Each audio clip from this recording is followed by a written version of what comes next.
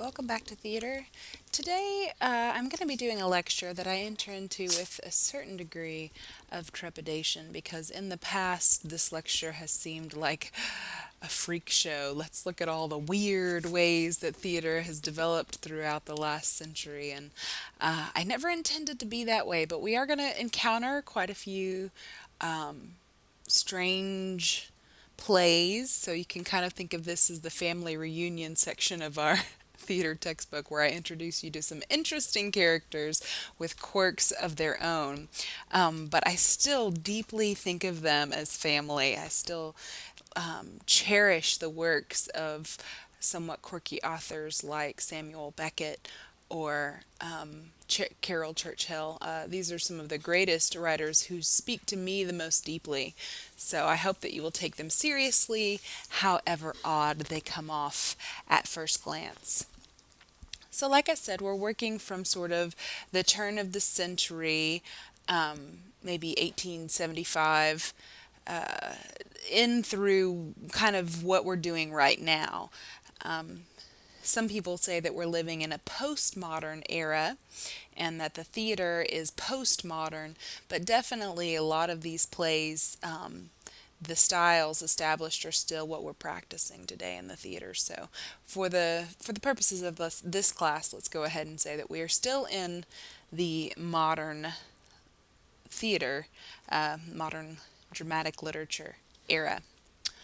All right. So, the origins of modern theater. So, the first thing to understand is that any genre, any style, any fashion wave is a direct opposition to what came right before it, right? So, when I was a teenager, um, you know, it was the 90s and we had these bell bottom pants or jinkos, really large flared pants. And now what's fashionable to wear are these skinny jeans, right? So those were popular in the 80s. But then I'm sure there'll be another reaction against them and the cycle continues, right? And what was in vogue just momentarily is now out of vogue and will go back into what was in vogue. The pendulum will swing back and forth as we've already discussed in this class. But one aspect that made for this big change and why the modern theater so markedly changed at that time is that people's ideas had changed. People's understanding of the world had come to a very large shift. And so, with that, of course, the art always reflects the society with which it works. So, the art changed pretty quickly too. So we have some pretty big ideas changing. We're moving away from the kings or the czars or the emperors into a more democratic society, right? The ideas of Marx are trickling down, the power to the proletariat. Darwinism, of course, has come to question a lot of people's ideas about God and who God is.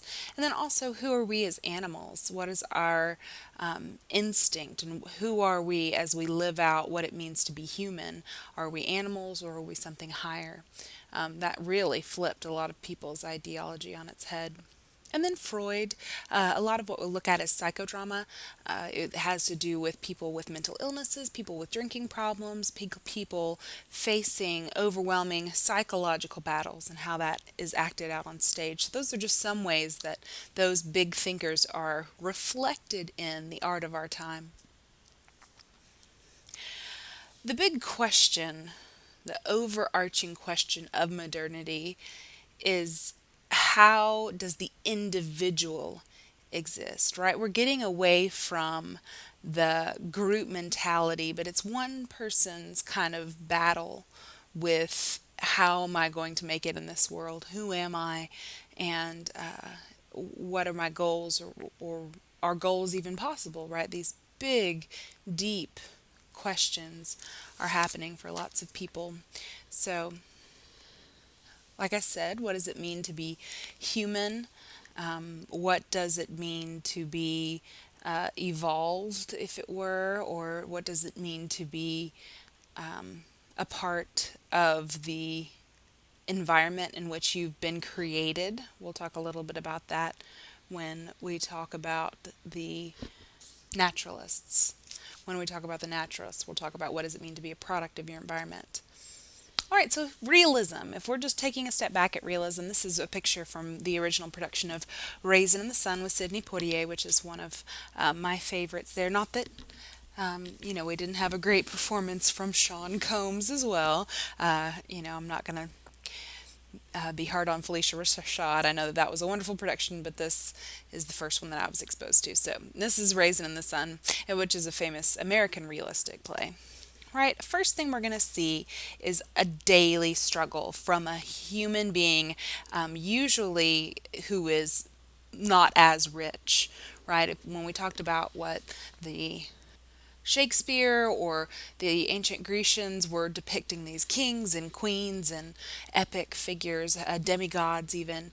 But whereas realism is, like I said, it has that Marxist tinge to it. It has to do with the everyday man and his or her daily struggle. It's going to have a colloquial speech pattern.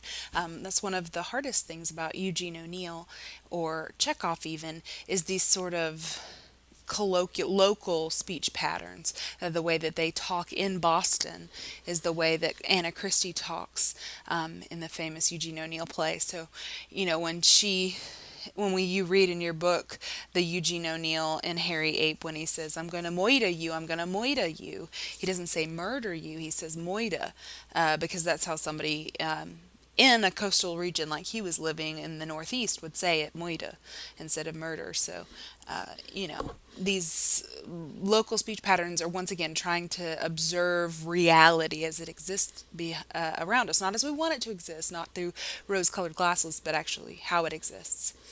Visceral details, right? We want to smell the food cooking. We want to see the steam coming off of that iron. And then, of course, we're going to keep up that illusion of the fourth wall. We're going to never look at the audience. We're going to try primarily to face actor to actor. And as much as possible without obstructing the vision from the audience, we want to keep that acting connection, not playing to the audience, but playing to each other, keeping that eye contact with each other, and creating as realistic as of a depiction of a human relationship as possible. So this is a reaction against, like I said, the nobles, the gods. Back in Shakespeare's day, our low-class characters like Falstaff were comic, right? The nurse and Romeo and Juliet. These were ridiculous characters. They weren't taken seriously. In the melodrama preceding realism, there were two-dimensional backgrounds. Remember, we talked about great painters just painting their impression of a street and that just being all that's behind them. And so that sort of fake facade style of theater was coming out of popularity.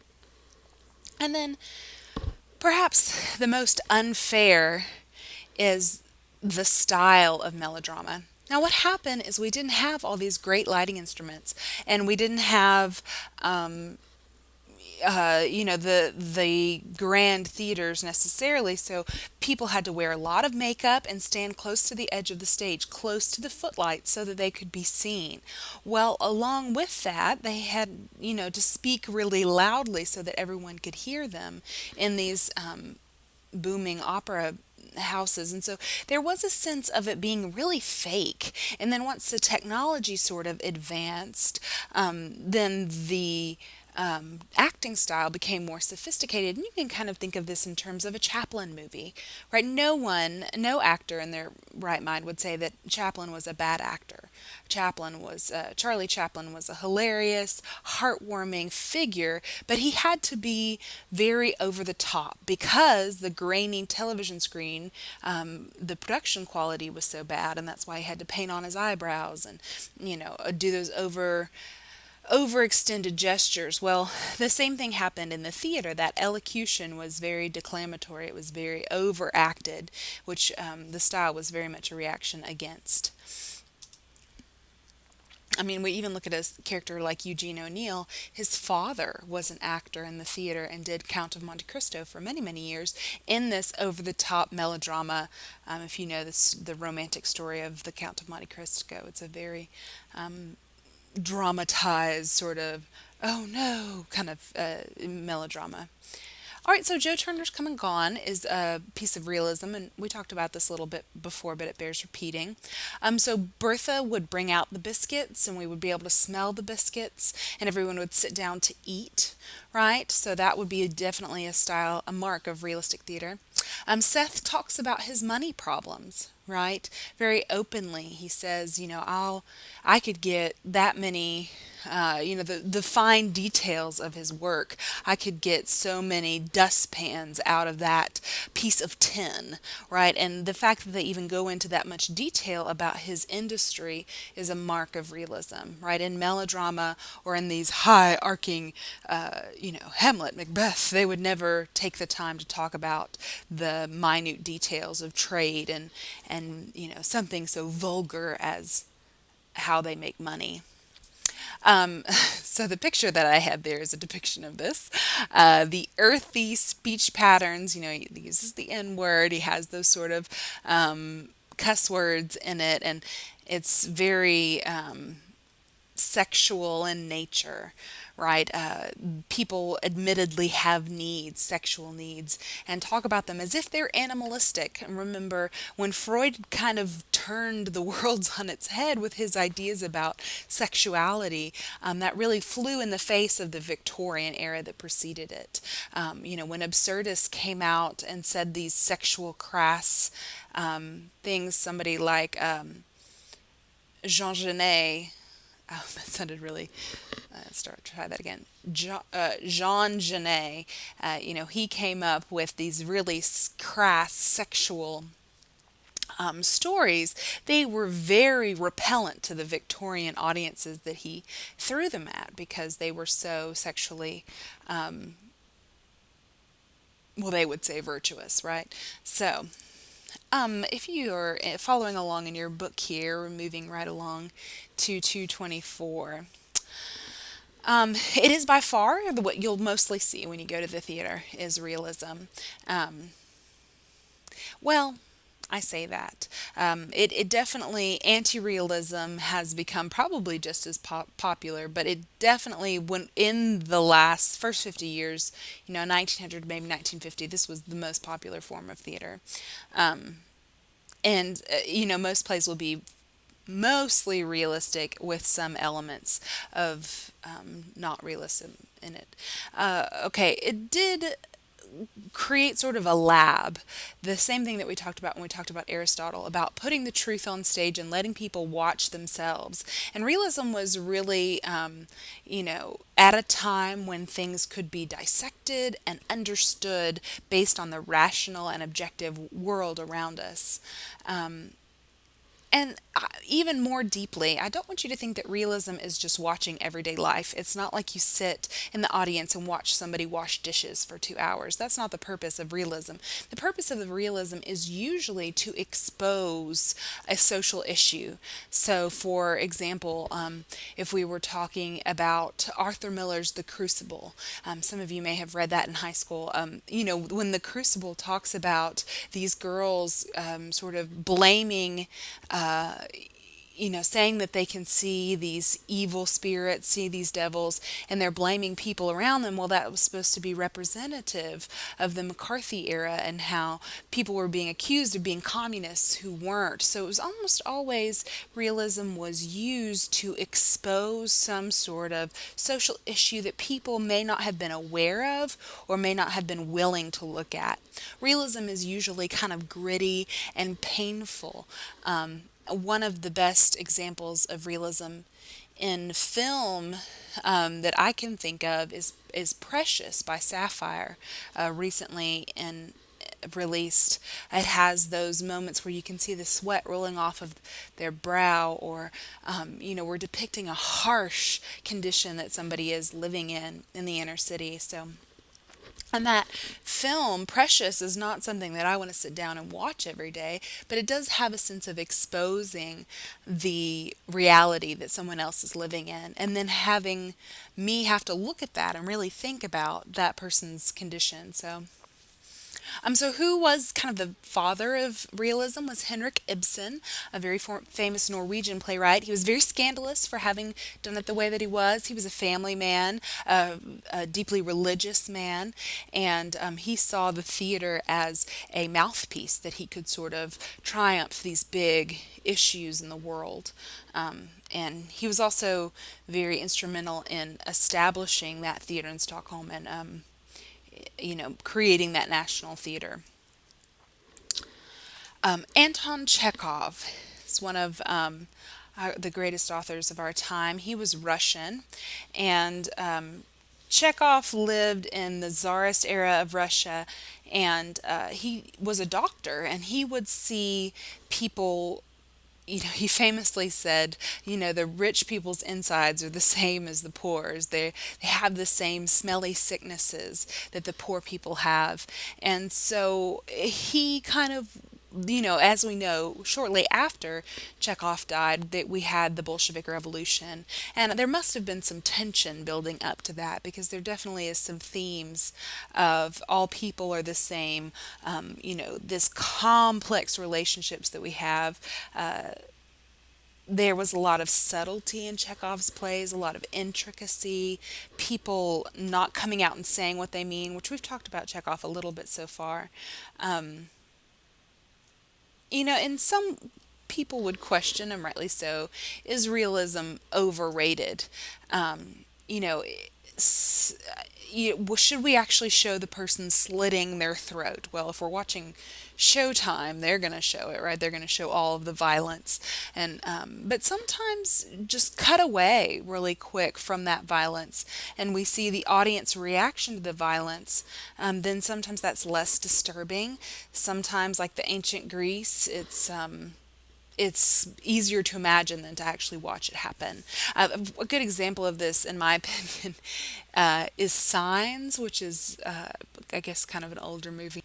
The aliens in that movie, when they finally showed up and we actually got to see the full body of the alien, I was so disappointed. He was just sort of this black blob, and I had imagined him so much more vividly in my mind that I was really disappointed when I finally got to see what that alien looked like. So sometimes our imaginations are better. It's costly, right? Like I said when we talked about realism before, having water actually in the bathtub. Well, that's a big undertaking. Running water into a stage is costly and complicated, and there's a lot that could go wrong. Like I said earlier, the imagination is sometimes better. So let's take a second to look at Henrik Ibsen.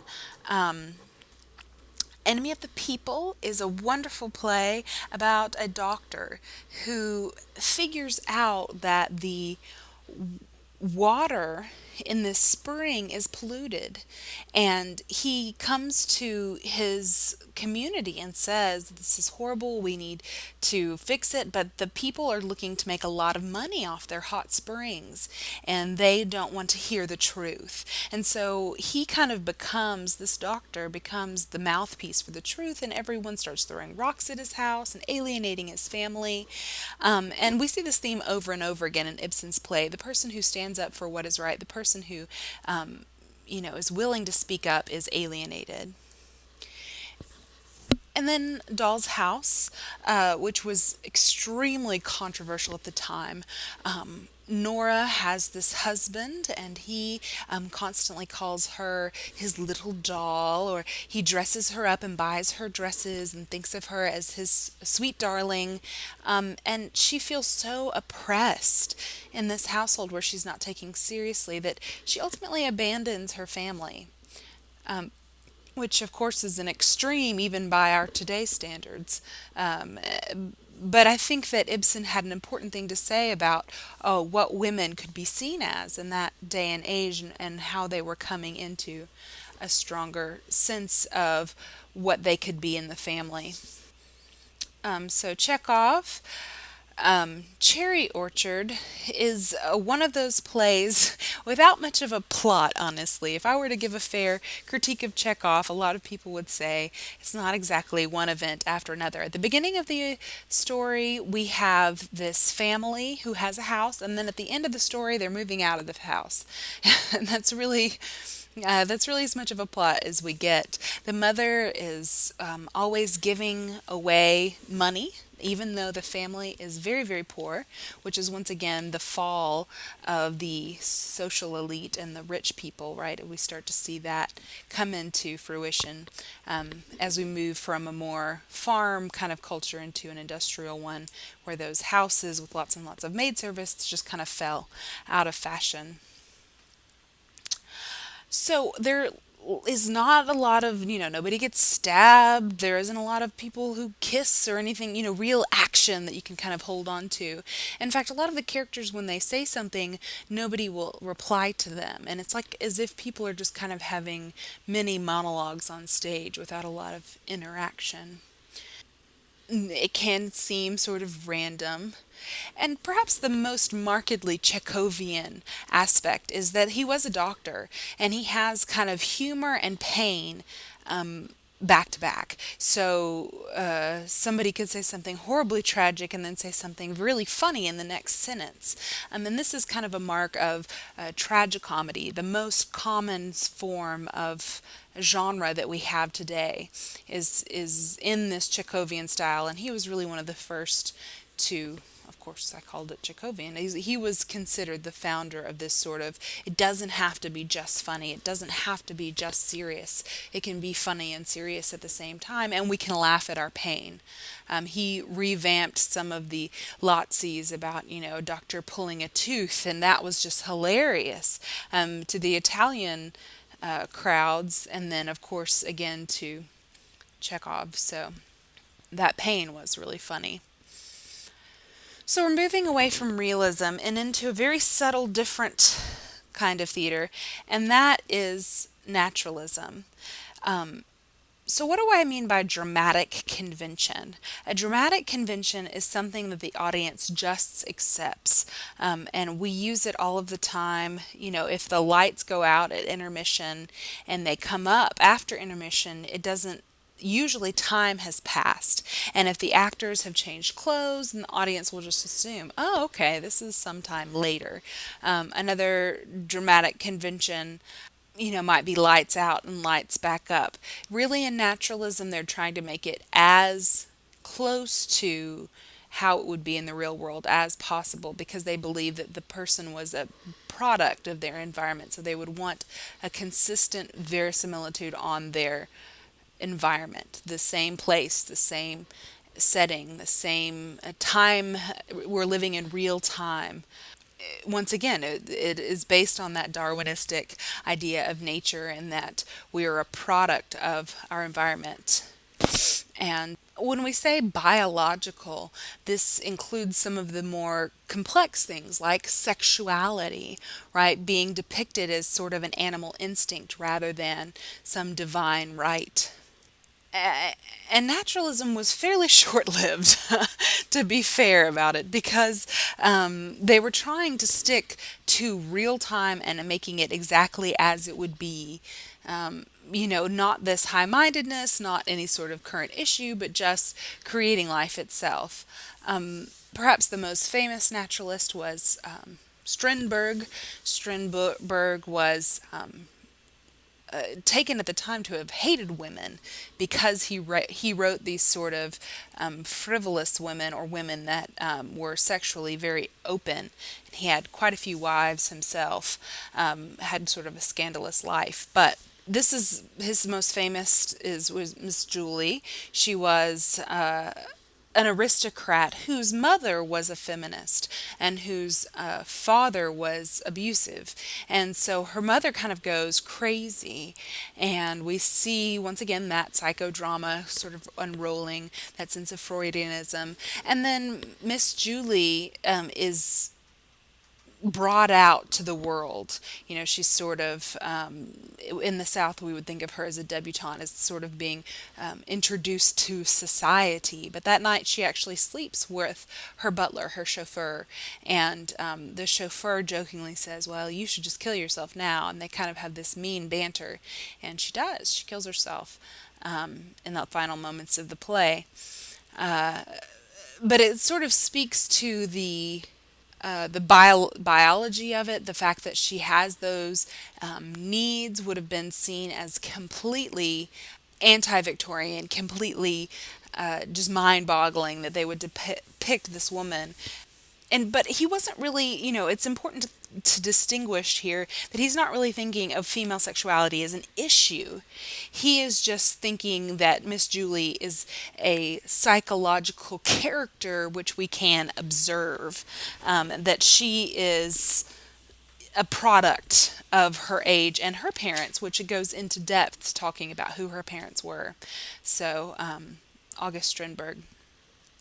Now we get into anti-realism. This is Kafka's Metamorphosis, and I'm playing the mother there. If you're not familiar with Kafka's Metamorphosis, Gregor Samsa woke up one day and discovered he was a bug. And that's that famous story there. So we're going to try to lump them all together, which is maybe unfair. Everything that is realism is on one camp, and then we're just going to call everything else anti-realism, because just as realism was a reaction to melodrama, anti-realism was a reaction to realism. And then, the first 20 years of from maybe 1900 to 1930, we have quite a few isms. We have quite a few philosophies of theater coming out, and we'll kind of dissect some of those. They were usually based in a philosophy. So somebody had an idea about the way that the world worked, and then they wanted to showcase that on the stage and popularize it. Remember that theater was a huge vehicle for propaganda at this time because it was very accessible. Even within a small budget, you could put up a play, and people in your community would come to see the play and then talk about it as a community. Whereas now, when we see big blockbuster movies, we might have conversations on the internet with other like-minded people. So it was definitely a place to talk about those things. So the second third is an age of stylization. It was less about people broadcasting one ideology, but it was still not realistic. It was still people kind of utilizing those different theatrical tricks to imaginatively rethink what theater can be and how it should be staged. There was still a lot of the ideals of realism involved, even in the anti-realistic style. So it's all sort of built on the foundation of realism. So there are a few more in your book, but we're just going to focus in on three of these anti-realisms. I asked you to watch a clip in this same section about Eugene O'Neill, who is one of my favorite playwrights when it comes to these anti-realisms. And he did a version of Harry Ape, and he had, these really. Well, my favorite part about the clip was when John Guar said that what Eugene O'Neill was trying to do was to expose the inner workings of the human being. So the purpose of staging these things this way is to illuminate a person, the inside of their mind, right? The dream world, if it were, the nightmare world that we have, rather than just depicting things the way they are. And sometimes when we expose that metaphysical reality, someone's fears or hopes or dreams, then we're really talking still about reality, even though it is through the lens of a dream world. Right? So, the French avant-garde, they're very famous for their sort of in-your-face mentality that we have here on page 231. Ubi Roy, this first line that he has, shitra, right, or shrit, rather than the cuss word, which means poop, merdra, and they sort of changed it a little bit, which would have shocked the Victorian audience that they were talking to. It had a very childlike tone, ridiculousness, nothing matched on stage, all illogical and farcical and violent. And the scene that we read in our book is a food fight, and this sort of just in your face ridiculousness is deliberately challenging the idea of an ordered, structured universe. And the best way that I can help normalize this for you is if you've ever sat down and you're in a bad mood to watch a romantic comedy, and something inside of you says, this is not how love works. It's not all oversimplified boy meets girl, girl has quirky sort of sensibility, boy has some romantic, well paying job like architect, and they fall in love and they get a dog, and you just kind of, the cynic maybe in you sits back and says, whatever, that's not how life is. And you can kind of think that about that when it comes to this avant-garde French. They were saying the world isn't ordered and structured, and it doesn't always make sense. And so we're going to depict a world for you that is alarming and foul-mouthed, and it's closer to our reality. This is who we are and what we really feel like the world is like, rather than some sort of perfect melodrama world where boy meets girl, boy saves girl from bad guy, end of story. Expressionism. Expressionism is best thought of as a nightmare. The loud banging noises that we saw in that hairy ape clip.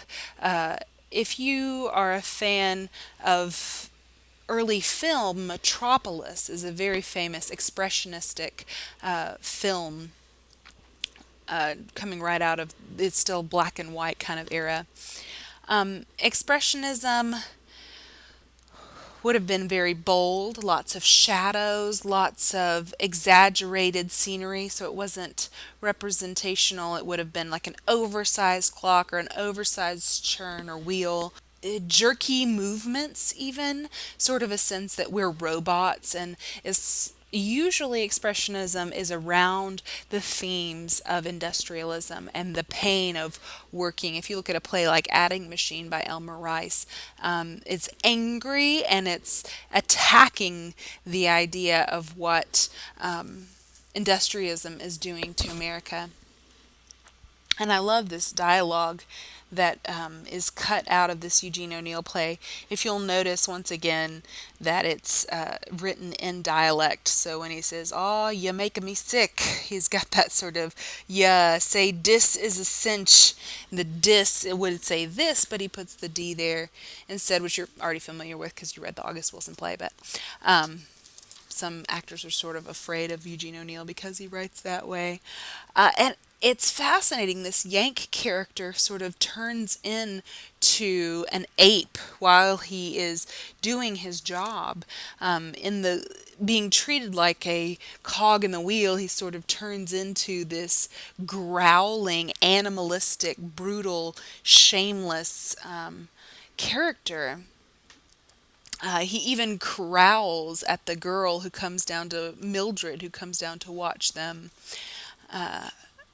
do their work. He starts yelling profanity. If you're at the top of page 235, he sort of comes down to just yelling profanity at the person blowing the whistle. And Mildred is so afraid of him that she faints, which of course would have been much easier to do in the age of corsets when women couldn't fully breathe most of the time because their ribs were being crushed there. But he talks about the machine. He talks about the thing they're feeding fuel to as if it is a human. It's very poetic. Watch her spoke, speed, that's her middle name. Give her coal, you guys, coal, that's her booze. Drink it up, baby. Let's see your spirit. Dig in and gain a lap. there she goes, right? And it has that sense of, industrialism has become something larger than life. It's become something that's taking us over, and they're living by their sweat and the fiery light. And just take a moment, if you haven't already, to read the descriptions there of the choreography of the actors on stage. It's absolutely beautiful. Six Characters in Search of an Author is a very philosophical play, as are these other isms. And meta theater is any time we do a play within a play, and we use the play as an analogy for what our life is. All the world's a stage, and all the men and women merely players. This is often happens with masks. Eugene O'Neill went through an entire masks period in the 20s where he talked about the facade of our life. How much am I the mask that I wear? Am I just preparing to put on the face that you want to see, or is that face really who I am? Or is the way that I talk to one person and it's different from the way I talk to somebody else, is that something that I should be ashamed of or resent? Or are these facades of my life making up who I really am? So these are these sort of deep analysis, and theater makes a wonderful metaphor for the way that we live our lives. Many of us feel like we're rehearsing the part or acting out the part in given situations. Right now, I'm playing the role of of a teacher to you, and you are playing the role of a student, which is very different than your role as a daughter or a mother or a sister. Right? We play these roles in our lives, and they become us, and we become them. So this play within a play. It's really fascinating what Pirandello does here. He has these characters storm into a rehearsal where the rehearsal is portraying the characters who have stormed in. So there's a dad who's telling the the character is telling the actor, oh, you're not playing me right. This is how you should play me. And the characters have come into this rehearsal hoping to have a more satisfying ending. They want their story to change and become that what we talk about when we talk about Aristotle, that it has some sort of sense of conclusion. And once again, we have some of these shocking sexual themes. The stepdaughter in the play accuses her stepfather of having assaulted her in some way, and she's constantly kind of coming on to the other characters in the play and sort of wants her stepfather to talk about the sexual experience that they have, which of course would have been very scandalous, even by today's standards. So these characters searching for a sense of resolution is really a philosophical statement about life and how we feel like we're waiting to arrive. We're always thinking, okay, well, when I get a job, that's when I'll feel like I'm adult or have arrived or grown up. Or, oh, when I get married, oh, then I'll feel this sense of satisfaction or achievement. Or, oh, when I have a kid, when I get a kid, that's when things in my life will be figured out. Okay, if I can just make it to retirement, right? We sort of live our lives seeking some sort of rest, some sort of peace. And it can be what Pirandello is saying to us here is that, life doesn't have happy endings. Life doesn't always have a sense of resolution. And it's worth saying that when this show premiered I think it was Rome, he and his daughter walked out the side door because there were riots going on in the front of the theater. People didn't want to think about these things. If you look with me on the bottom of page 235, what I'm inviting to you to do is quit the foolish art. What I'm inviting you to do is to quit this foolish playing at art, this acting and pretending. Who seriously answer my question? Who are you? What extraordinary impudence! This so-called character wants me to know who I am. And then turning over here, a character may always ask a man who he is, for a character is true life defined by his characteristics. He is always, at the least, a somebody. But a man, now don't take this personally, a man is a generalized beyond identity. He's a nobody. I love that line. Generalized beyond identity. And I can remember those middle school years, or even when I taught middle school, watching people grasp to narrowly define themselves. And it's such a hard process to observe. Um, those illusions were real for you then. They were quite real, but now, with hindsight, they prove to be nothing. They are nothing to you but an embarrassment. Well, Signor, that is your present reality today, just a set of illusions that you will discard tomorrow. Today's entire reality will have become just one more illusion, you see. And so Pirandello is sort of questioning our own objectivity in our own life. How much can we see who we are and how that is going to how temporal we are even, and how much of what we observe about ourselves is illusion.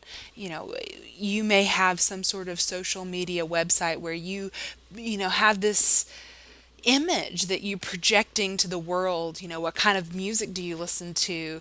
What kind of photo editing have you done to your picture? Are you projecting yourself, or are you the character that you've written for yourself? And if you sat down and watched the entirety of Six Characters in Search of an Author, it is very cyclical. We get back into the same arguments over and over again, and you really can never tell if these characters who've come in are real or fake, which is just challenging our whole idea of what is reality, and is it true? So once again, theater becomes a beautiful metaphor for our life and the roles that we play. And meta theater has been utilized in many different film and theater since. But Pirandello was primarily a philosopher. And what we get from these isms is a lot of philosophy. All right, so war happened, right? Big, horrible, devastating war. And World War II was just reaffirming a lot of these issues that philosophers had about what is reality and who are we as human beings. Are we capable of this insane amount of evil? Then what are we as human beings? So we have two major strands come out of this, or continue to develop: the Alienation, which is Bertolt Brecht, and we'll talk about him in just a section. We'll talk about Bertolt Brecht in just a second.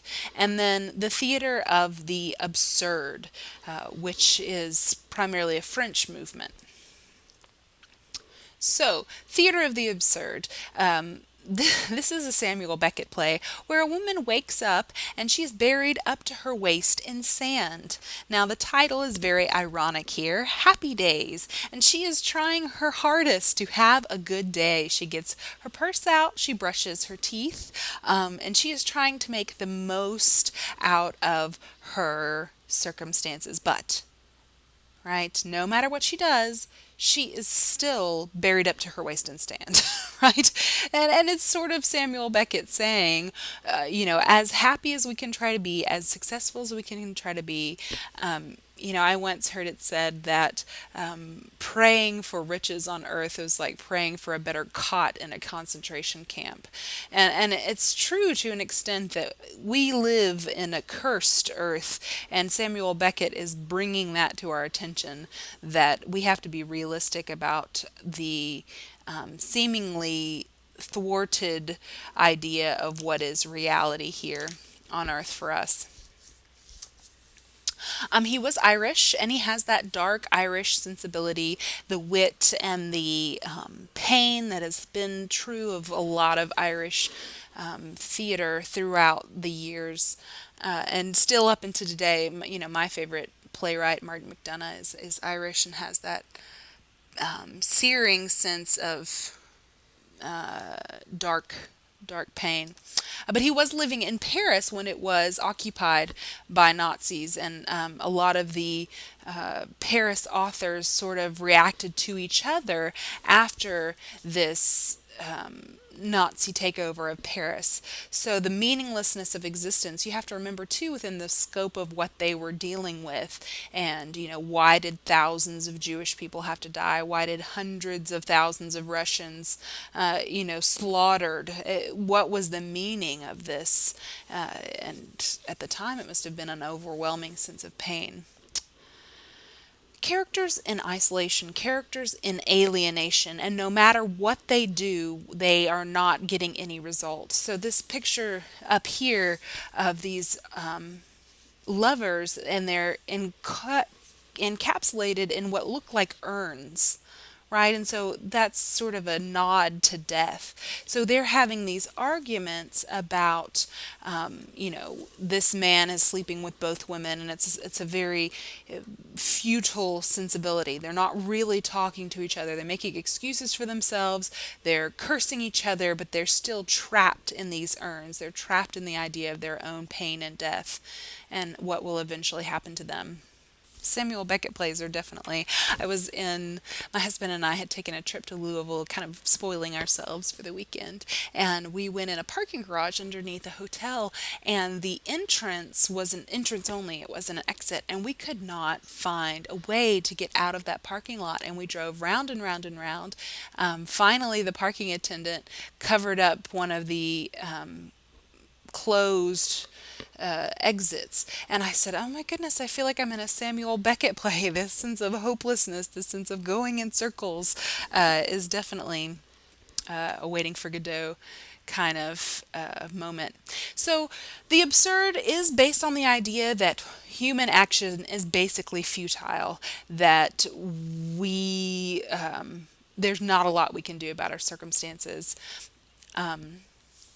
So that word aesthetics just means the sets and props and costumes and everything that you see, the art of it was ridiculous, right? It didn't match, it didn't make sense most of the time. We would do, Dollyism, upside down chairs and such just to flaunt our sense of ridiculous. Samuel Beckett, who we just talked about a moment ago, is our leading figure. So he really embraces the mystery of life and challenges others to embrace the mystery of why are we here. And rather than dissecting it and saying we have it all figured out, he is interested in sort of obscurely and vaguely bemoaning our existence, basically. Waiting for Godot is one of the most important plays of our time. It is flirty and fun when you see it acted out. They're trying to keep each other amused. They're telling each other jokes. They're, playing in the sand, but they're ultimately a very sad play because they're waiting for this guy Godot to show up, and they have an appointment and he never comes by, and they can't seem to escape this little area that they're stuck in. There is no exit, to quote the Sartre play that you just saw. It's been played by all of these great comedians of our time: Robin Williams, Steve Martin, you see here John Goodman, tons of Patrick Stewart, tons of comedians of our time have taken on Waiting for Godot because it does have this playful sensibility. It supposedly doesn't have a message, but perhaps the message is that it doesn't have a message. There is no moral to the story. Here, as I said, anti-realism drama is really dominant because realism is expensive, because realism is exhaustive. And usually in the theater, we don't need to insult our audience's intelligence by, representing every single item in the room, or, only exposing the realism of it. I mean, just imagine if you were watching a music video and they were acting out the lyrics. That can feel very didactic and childlike if they're just acting out the lyrics of what's happening in the song. It's much more fun and artistic to have an oversized spider or a sense of, somebody like Lady Gaga using extreme costumes to sort of have fun artistically with the form in itself. And so anti-realism is a lot more open to interpretation, whereas realism, it kind of puts you in a box of verisimilitude where you have to create exactly what is there. Bertolt Brecht. Yay, he's one of my favorite characters in today's discussion. Primarily because he is a scathing critic of capitalism, which is one of my biggest guilty aspects of being an American is my shopping obsession. And Bertolt Brecht is German, and he staged a wonderful production of Mother Courage in the rubble of Berlin. You know, buildings just absolutely exploded and just down to rocks on the ground, except for this one theater. And the Berlinish ensemble moved in there, and his wife played Mother Courage, and they told this amazing story about the pains and the sacrifice that war has on the poorest of the poor. And that's just a really inspiring sort of story. So we just looked at a character like Samuel Beckett, who's not interested in telling you a moral of the story, and that is not at all what Brecht wants to do. Brecht wants to teach you. He's famously said, theater is a hammer with which to shape our society, and he wanted people to get the message. He famously used his plays like a lecture hall, and some of his plays even read like a philosophical lecture to his audience. This is Meryl Streep here portraying Mother Courage in a very famous adaptation by Tony Kushner. He was very anti-Nazi, as you can imagine, a Jewish man being in Germany. At the time, he was a Marxist. He was by no means to the extreme that Stalin was, a Marxist, but he was believing in the common man, and he was very anti-war. And he was kicked out of the U.S., it should be mentioned. He was called before the House of Un-American Activities Committee and asked if he was or ever has been a communist, and he denied it, which was a lie, and left America the next day. And people say that Brecht is a pacifist, but if you look at a story like Mother Courage, some of the most heroic actions that take place were people picking up their guns. So, I don't know if your book calls him a pacifist. I wouldn't necessarily agree with that, because the pacifist by definition is someone who would never see war. But he definitely illuminates how war relates to money. How is war a money making industry, and how are people getting rich off of the war? And it's a searing. He also has a very charming way of creating these body and harsh characters who show kind of the underbelly of reality. There's that quote I was trying to say a minute ago. Art is not a mirror to hold up to society, but a hammer with which to shape it. Right? He didn't want to just show people who they were, and like the realist did, he didn't want to just act out and let people divide for themselves. He wanted to tell people what was wrong with them and put his finger in their face and help shape them. He never wanted people to just lose themselves in his plays and enjoy this entertainment. He had the constant goal of wanting to change their minds through these visual discussions. He created an entire genre, and he was very intentional about writing down his theories of what theater should be, epic theater, and the idea of alienation. All right, Brecht used a lot of theatrical conventions. He used masked, he used songs that were not pleasant to listen to. Strangely enough, he liked to use, because he was a communist, he believed that you should use all all five notes in the staff before you return to the next note. And so equal sharing between each one of those notes. And I'm not a musician, so I'm probably even explaining that wrong. But he believed in, equality there. And he was acting out his convictions through the way that they even played music. These theatrical techniques, he used slides. He would often tell people the end of the scene before the scene began, as we talked about earlier when we talked about plot. He did not agree with Aristotle on the idea of, plot or suspense or characters have to be likable, that they're the agent of the action. He said no, sometimes the characters need to be ugly so that we can see, the flaws of our ways. And distance people. We don't want people to feel like that we're telling their story. We want them to see something ugly or different, and so that they can sort of objectively analyze it and then step back and apply it to their lives. And he always wanted to speak in these grand, archetypal, human history political dialogues. So, Mother Courage, even though it is an anti war play, it's set in the War of Roses time. I mean, and part of that might have just been his fear of political oppression living in such a volatile age when he is a communist in Germany. So, whether he's being vague for the sense of being epic, as he says, or vague because he doesn't want to be, killed is another thing.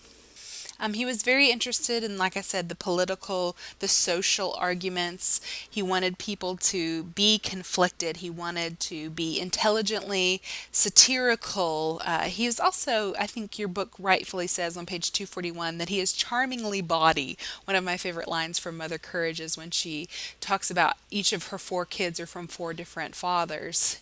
And she says, yep, I've been pricked on every corner of the compass. So north, south, east, west, she's been pricked on every corner of the compass.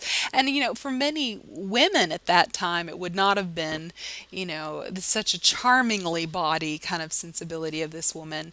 And she's once again been the spoils of war many times. So whether she was voluntarily, having relations with four different men, or whether she was raped, is a serious question to think about.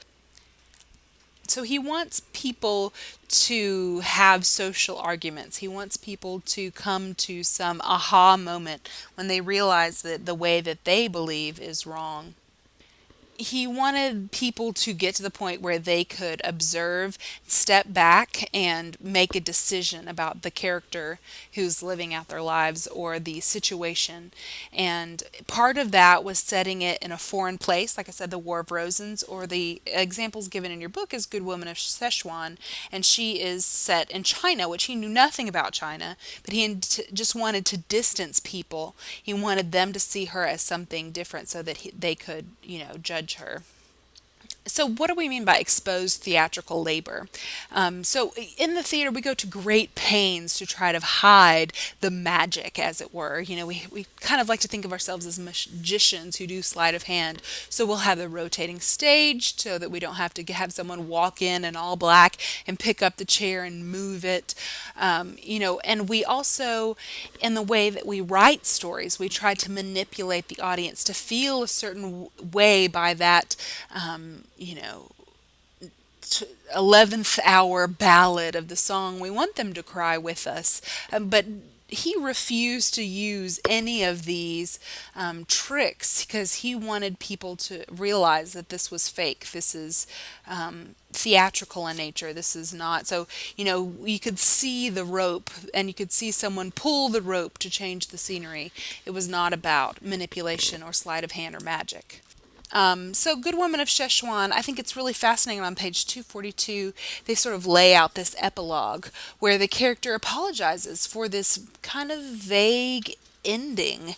And it's just a beautiful little charming poem. Once again, about the idea that our life does sometimes feel like it doesn't have any firm conclusion, and it feels more like mass confusion. Those are the same themes that we saw from Samuel Beckett. He does speak a lot about, Brecht talks a lot about morality and greed, but he does have a great amount of faith, as your book says, in human potential. He's not just hopelessly condemning society for believing a certain way. He's empowering them to change their minds and change their world around them. Ionesco is a also living in Paris at the same time as Beckett and Emile Zola and a lot of these other sort of absurdist writers. He is one of my favorites because he is more playful. He wrote this play, Rhinoceros, and he has this story about a small town where the people are turning into rhinoceros, and there's very funny scenes where Zero Mostel starts panting and plowing through things because he wants to become or is becoming a rhinoceros. And even though that seems like such a ridiculous thing to see, this grown man pretending to be an animal, it's pointing to the absurdity of these acceptance of Nazis in Paris, right? And some of you may not realize this. When the Nazis came to Paris, they were wholeheartedly accepted. Many people were already anti-Semitists themselves. And so, you know, pointing to the ridiculousness of that through this lightly veiled symbolism. He does a lot of false syllogisms, so you can think like the Mad Hatter in Lewis Carroll's Alice in Wonderland. These sort of, I am a cat in a hat, I am drinking tea, it's just me, and these sort of, they sound very logical, but they're not. I think, therefore I am, and that's a syllogism, but then they would just insert ridiculousness there rather than a logical conclusion. Once again, pointing to the illogical world that had been created by this horrible, devastating war. A big absurdist idea was this that Albert Camus pointed out about Sisyphus, this ancient Greek character who was stuck in Hades, and he would roll a rock up a hill, and then every morning he would get up and have to roll that same rock up a hill. And then the next morning he would get up and he'd have to roll that same rock up a hill. And the story of Sisyphus resonated so deeply with this post-war Europe that they really championed it as their main idea about how life was. And there was just a lot of skepticism and a lot of pain. So if today's lecture has been a little bit depressing, I apologize, but hopefully there's also been moments of poetry that resonated with you, times when you felt exhausted having to go back in for another shift at work, or a time when you felt disappointed with the way that you thought your life would happen in the facade that you've created for yourself. And in reality, it's sometimes disappointing. And I think that if theater were all jazz hands and sparkles, like we'll talk about next lecture, then we would be disappointed or charged with not telling the truth. Because life can be difficult and it can be absurd at times. You can be stuck in car garages driving in circles. And the fact that we can come together as human beings and admit that to each other takes a grave amount of bravery. Eugene O'Neill's play, A Long Day's Journey into Night, resonates so deeply in Tennessee Williams' stories about these Southern families that have fallen apart, or Who's Afraid of Virginia Woolf, when Edward Albee exposes this painful family dynamic. I say these are some of the most meaningful plays because so often in our lives we want to pretend like our family or our home lives are perfect.